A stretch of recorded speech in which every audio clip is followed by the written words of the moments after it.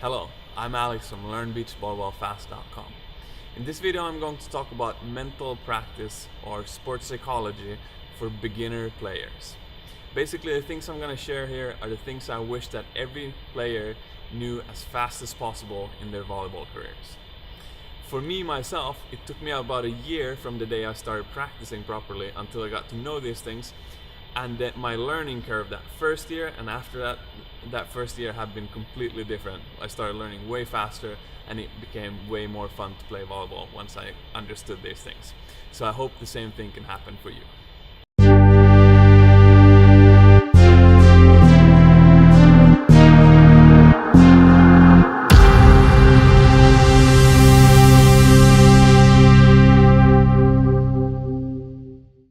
So, the common misconception with sports psychology is that you only need it at the top level.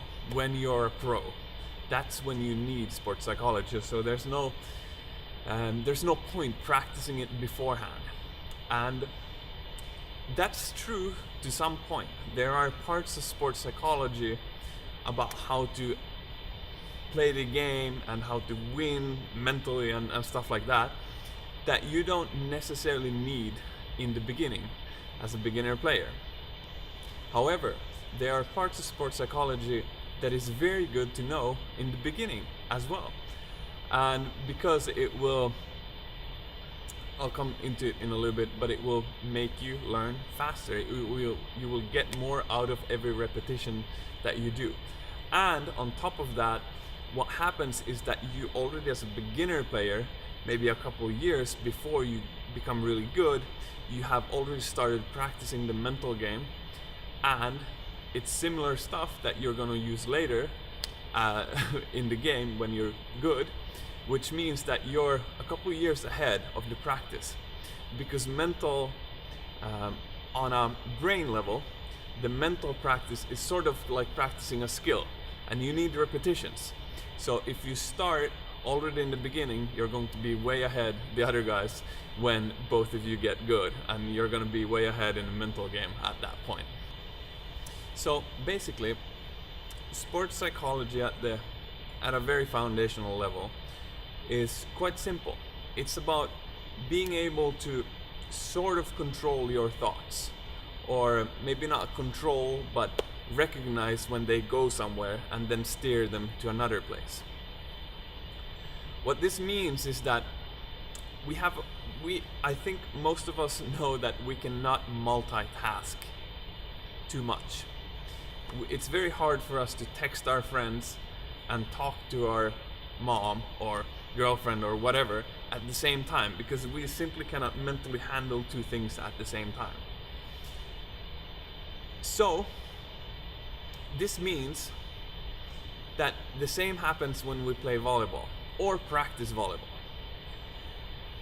But we have this thing that wants to rob our attention when we play naturally. Quite often we make a mistake, we pass and we shag the ball or whatever. We end up thinking thoughts like, I'm bad at this, there it goes again, shit, whatever swear word you want to use. There's a lot of negativity within us that goes on when we make mistakes. The crucial point here is that the first couple of seconds after you make a mistake are these seconds when you still remember what happened before the mistake. But if you let all of your mental capacity go to talking negatively about yourself, how bad you are, reminding yourself that you suck, all that kind of stuff, that basically means that this small space of a couple seconds after you make a mistake, when you can learn stuff from what just happened, you're letting your negativity rob, if that makes sense. You're trying to text your friend here, which might be analyzing what just happened, the mistake that just happened, but you're letting your mom talk to you, so you cannot text your friend, if that makes sense. And another use of this, which then we are getting a little bit more into motor learning, how to actually build technique and rebuild what our bodies do naturally, simply installing technique into our bodies, is if we know, some coach or someone has told us that we should do something. Maybe at first we are bending our elbows when we're passing. We're always doing this movement. And then a coach comes and says, hey, why don't you just put your hands together like that, and then play your bump set or pass or whatever it might be. Then we can also, if we let ourselves be robbed every time we make a mistake, we can also we let the mistake rob our ability to know if we did the old technique, which might have been bending your elbows, or the new technique of putting your arms together and passing. So those are basically the two things I'm going to talk about in this video. Don't let negativity rob either the possibility to analyze what just happened and learn from that. Because let's say you hit into the net. Well, why did you hit into the net? Was it because you mistimed it? Or was it because your partner is a bad setter? Or is it because you're distracted by someone who's watching? Whatever it is, that's good information to know why you didn't accomplish doing what you did. But if every time you make a mistake, you're just, now I'm bad again, I suck, that's all you're practicing. That's all you're going to be aware of. You will never get those small points of information. So I like to talk about it like this. This is why it's important to know this early in your career. Every single repetition you ever do in the future or in the past, you can learn from. But what if I can learn 10% more than everybody else from every single repetition? And every time I go to practice, I do a couple hundred repetitions. Well, if I do 200 repetitions, you do 200 repetitions, but I learn 10% more of them. Well, end of the day, I have 220 repetitions. Let that go over a year, you see where that goes. You simply just every time get more and more out of your repetitions if you can master this mental skill of not getting distracted by negativity. So, the drill to practice this is really simple. You go to a volleyball court. You don't even need to go to a volleyball court necessarily. You could literally be home like flipping a coin and trying to do tricks, and every time you don't accomplish doing it, you catch your brain when it starts to go, no, it's a mistake again. And rather take the curious approach of, what is it that goes wrong? Why did it not work? So you can do this at home, but preferably you go to a volleyball court and either practice with friends or play with friends, and start catching yourself every time you start talking to yourself in negative words. You replace negativity with curiosity. That's the key point. Curiosity about if you are changing the technique you're supposed to change, if that is what you're working on, or curiosity of why the mistakes happens when it happens. All right, I hope you see that sports psychology, when it's at this level, is not something that's only for the pros. It's very, very helpful to know this as soon as possible in your career. And basically sports psychology also later, when we're going to learn other sorts of sports psychology, is about replacing thoughts. Here we're replacing negativity with curiosity. Other times we might be replacing distractions with focus on certain things and whatnot. But it's the same skill, and the more you can control your brain and not be so-called an animal. Sometimes people say that animals, they always react. If you go and push an animal here, it's going to be like that every time. And when we let ourselves mentally be like that, we do a mistake and we go, I'm bad. Mistake, I'm bad. That's basically reacting. But we're learning to respond instead, because we as human beings have the ability to make a mistake and be, why did I make that mistake? And that small difference makes the whole difference. As I was editing this video, I realized that there's one crucial point that I forgot to talk about that I should really address in this video.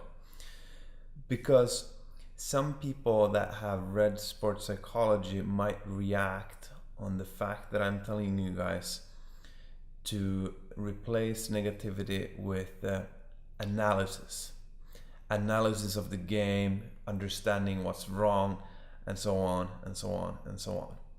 Because if you go and read a sports psychology book that talks about how to play the game with full focus, there's a chance that the book would say that too much analysis is a distraction from the game, which means that analysis is not something you should practice. It's something you should get rid of. Just like I'm now talking about negativity, something that we should get rid of. So why am I telling you to learn analysis? Because, as I said, there's different variations of sports psychology for different places and times and circumstances. And at one point, in one way, it might be stupid to learn analysis since we might need to unlearn it later. On the other hand, I think some sorts of analysis is good, especially as a beginner player. That information you can get can be crucial, because otherwise you have this unknowns. You're doing mistakes, but you don't know why. You're losing, you're hitting into the net, you're hitting out, you're giving easy balls to the opponents, whatnot, but you do not know why if you don't analyze at all. And even on a quite high level of gameplay, let's say you're playing with a partner that you're not used to. Even if you guys are high level, you will sometimes need to communicate, like, where do you want your set? How was that set? Is it too low for you? Is it too wide for you? So on and so on and so on. And this needs analysis. So even at a somewhat high level, you're still going to need analysis.